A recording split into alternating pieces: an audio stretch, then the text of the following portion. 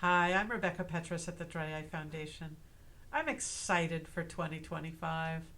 I've been doing patient advocacy and education in the dry eye space for over 20 years now. I've done a lot of reflecting lately about the evolving landscape of dry eye diagnosis and treatment and what it means for our community, where we are, what's going well, what's not, what we'd like to see change, and how it can. I decided to start sharing my thoughts in a series of videos. So today's is the first of 7. It's an introduction, chance for me to share about my particular angle on this dry eye world and share some trends and highlights that I'm seeing in the dry eye healthcare space in terms of what they mean to our community. And I'm going to introduce the big challenges that I see the dry eye patient community facing. I'm going to start by sharing just a little about myself. In case you're wondering, I do not have any background in healthcare. I used to work in a specialized field of finance, but my personal encounter with eye problems eventually prompted a career change. In 2001, I had LASIK eye surgery, which caused some vision damage and dry eye and neuropathic corneal pain.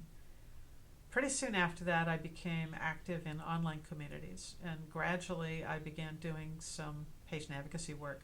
I did a little press work in the UK where I was living at the time, but my main thing was just conversations. In person, on the phone, email, listening to people, hearing their stories, offering an understanding ear, trying to help people find the right information and find their pathway to coping and getting better. And every story I heard added to a sort of growing composite, a mosaic of the community's experiences. By 2005, I had left my old job because of how my eyes were doing at the time, and I started something called the Dry Eye Zone, which was an informational website, but it was best known as a community forum where people discussed anything and everything related to dry eye, especially emerging treatments. This was in an era before Facebook groups, and the forum became the primary hub of dry eye patient discussions online for quite a few years. Another thing that I started back in 2005 was a small retail business which deals in dry eye and scleral lens products. I kept it separate from the Dry Eye Zone, and I'm only mentioning it here because it's been a critical learning source for me over the years. The business was an additional platform that kept me in constant contact with people who have dry eye or complex corneal diseases of all different kinds. Typically, even if they weren't on a forum or group online, they all need stuff. So I got to have thousands of conversations over the years. It's also through the business that I acquired a significant knowledge base about over-the-counter eye drops and saline solutions and many other products that tend to be important to patients. And that knowledge ended up becoming more and more important later on. Fast forward to 2018, I co-founded the nonprofit Dry Eye Foundation, which now runs several programs, including community services like Zoom support groups and the Dry Eye Helpline, also education and safety initiatives like our eye drop safety program, which is about 2 years old now, and my big fat scleral lens. This is a sort of timeline of when some of these things came on the scene. Today I still run my business, but I spend more than half my time as a volunteer on Dry Eye Foundation programs, and I also serve on the Foundation's board of directors as president. So my occupation involves lots of different kinds of work, but I still see my most important job as listening, and from the listening, gleaning patterns, common threads of patients' experiences in the context of healthcare systems and the industry. And over time, the patterns point the way toward better solutions, but everything always comes back to listening. So I've lived in this privileged place of being trusted with people's stories. It's an incredible way to learn. I get to hear from dry eye patients of all descriptions, all different types of eye diseases and severity levels and general health statuses, all ages and backgrounds and all different life and work experiences and all different locations, people all over the world. I've listened to people with all different types of symptoms that they may find anything from bothersome to disabling. I've listened to how their story started. Was it gradual? Did it come out of a clear blue sky? I've heard from people what their symptoms are doing to their lives or their work, their hobbies, their finances, their futures. I've heard how it's affected their self-perception and self-confidence or impacted relationships. I've listened to people's experiences with first getting medical help for dry eye. What did they learn in those early appointments? What did they not learn until years later? Did they get a differential diagnosis? If so, how long did it take? Were they ever referred to a specialist? I've listened to people's treatment history. What if they tried? How long did they try it? Did it help? How much? How long did it take for them to learn about those things? How many treatments were their doctor's idea or their own idea? How many things did they still not know about at all? I've listened to their history with medical care, which doctors they felt were helpful and why, which weren't and why not. Do they rely on a single doctor? Do they have a team? What do they expect? How do they feel about their interactions with doctors?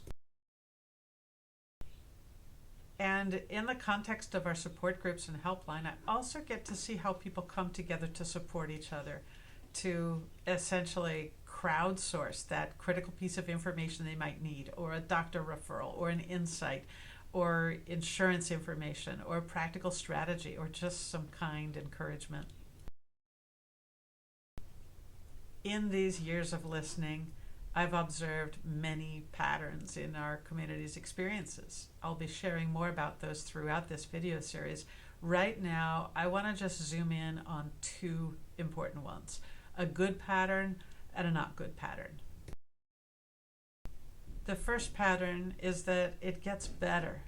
It really does. I know that sounds simplistic, but it is a core belief I have that 20 years of listening to our community has continued to reinforce for me, because I see it all the time. For me, this is never a platitude. It is a reality. So what does better mean?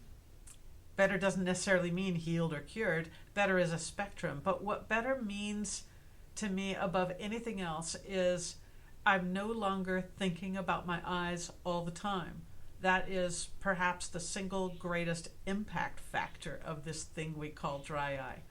Better means I'm able to pick up and move on with my life, no longer dominated by how my eyes feel right now, or what my eyes are interfering with right now, or how anxious I am because I'm anticipating how much my eyes are going to interfere later today or tomorrow or next week or next year or 30 years from now.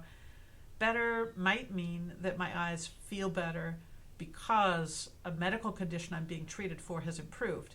Better might mean my eyes feel better in spite of a medical condition. There are 101 different scenarios, but the big bottom line is my eyes feel better. Therefore, my life is better. Unfortunately, the medical world is overusing this awful phrase, chronic and progressive, with very unfortunate consequences to our community. It is really damaging, and in many cases, it's also incorrect.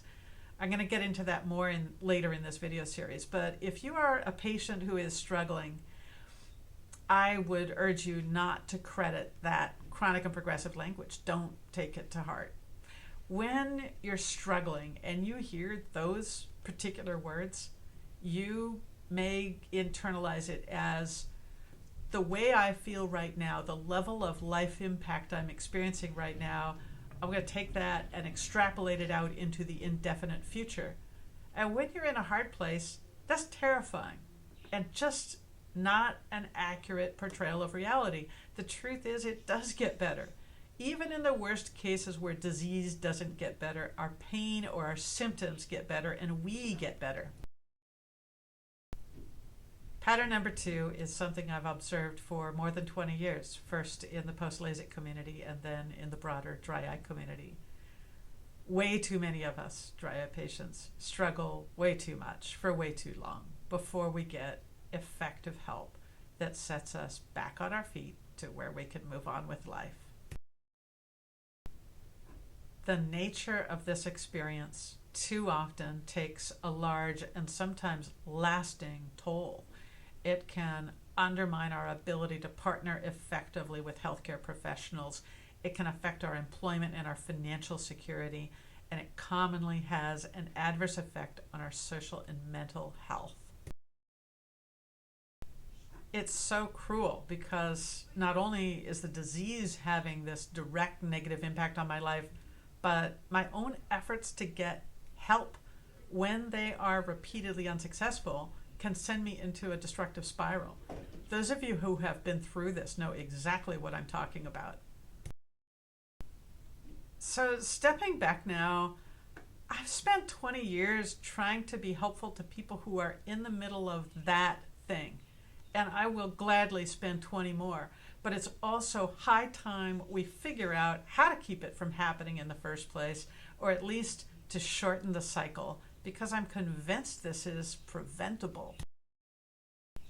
So in my personal quest to find potential avenues for change, I've worked hard to understand the healthcare context. There's science, which for me, learning has meant lots of reading and going to conferences and building relationships in the research world and tracking new treatment progress in the pipeline.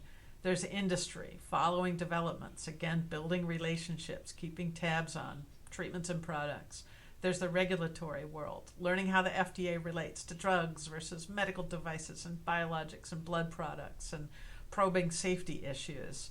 And last and most important, there's eye care professionals. I've had to get out there a lot, talking with doctors, hearing their perspectives, reading their trade journals to understand their business dynamics. And I want to share some of the trends that I'm seeing, good and bad, in each of these contexts from a patient perspective. In science over the years, we've seen a huge increase in investment in dry eye research. The number of studies being published is mind-boggling. We're seeing increases in eye pain research. We've seen more and more studies on quality of life and mental health. These are great developments. On the other hand, we've also seen a persistent trend in therapeutics research that just doesn't align with patient priorities. And we don't yet have standard outcome measures for dry eye in general, but particularly for patient-reported outcomes, things that can actually help us patients measure the potential value to us of a treatment. In industry, we've seen an explosion of treatments and products of all kinds. In 20 years, we've gone from almost nothing to a $4 billion industry, and that includes 7 new drugs launched in the last 8 years, with 2 more on the way in the near future, many more in the pipeline. We've seen blood-based products become much more common. We've seen tons of new over-the-counter drops launched. We've seen a vast range of in-office treatments and at-home treatments and consumer products. We've also seen scleral lenses becoming more widely embraced for severely symptomatic patients. On the other hand, we are not seeing strong evidence that these new things work. We're concerned and we have lots of questions about affordability and access to treatment. And we're seeing the rise of scam pharma and some serious safety risks from e-commerce distribution of eye drops.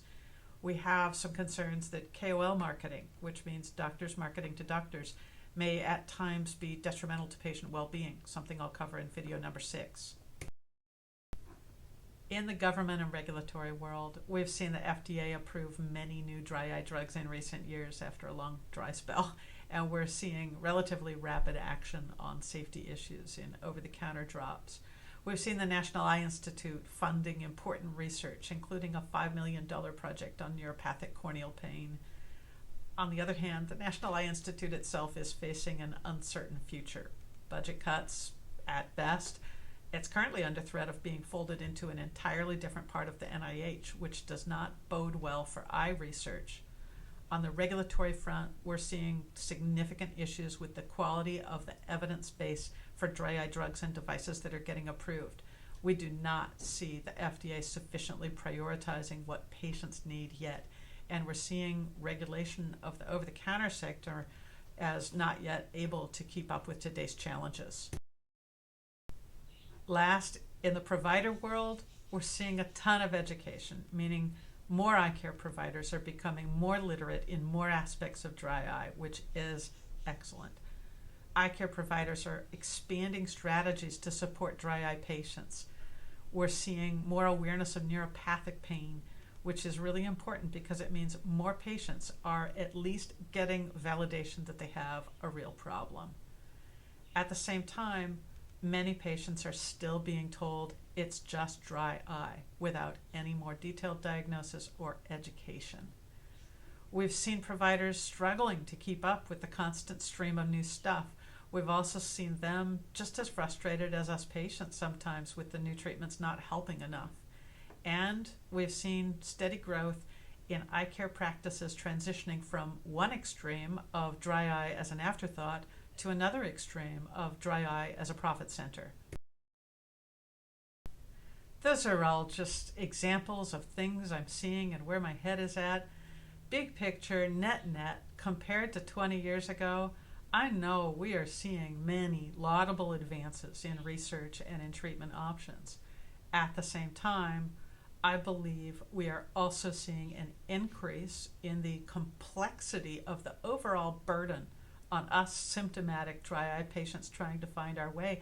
And that translates into more mental health impact, which I have always found to be a strong barometer of how well dry eye clinical care is doing.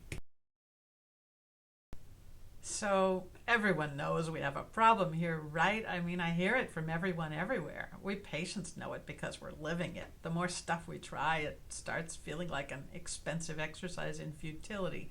Doctors know it because their patients keep coming back dissatisfied. The industry knows it because treatment adherence among dry eye patients is notoriously poor at this point. And heading into 2025, I seriously question whether just throwing more money and more effort and more time at the dry eye problem is an effective pathway to making things better for us patients. So where do we go from here? We really need a new framework for thinking about this problem. We need new insights, new pathways to getting more effective help for patients. And this has to involve the healthcare world, from science to industry to providers. It has to involve them learning to listen to dry eye patients, not just more, but differently and better. We need to teach them how. We, the patient community, collectively, we know more than anyone else about what the solutions need to look like because we are the ones with the problem. We, as a community, need to find our voice, and we need to find our allies, and we need to break some new ground. And in the meantime, we need a better scaffolding for ourselves to understand our experience, to understand our choices, and to choose wisely. I know we can do this, so I am excited to think about the future of better dry eye solutions. This is what this video series is about. That's all I have to share today. Thank you for watching. This was part 1 of a series of 7 videos called 20 Years of Dry Eye.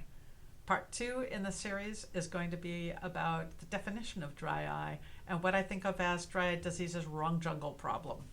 Don't miss it because I think it's actually the most important one in the series. Bye for now.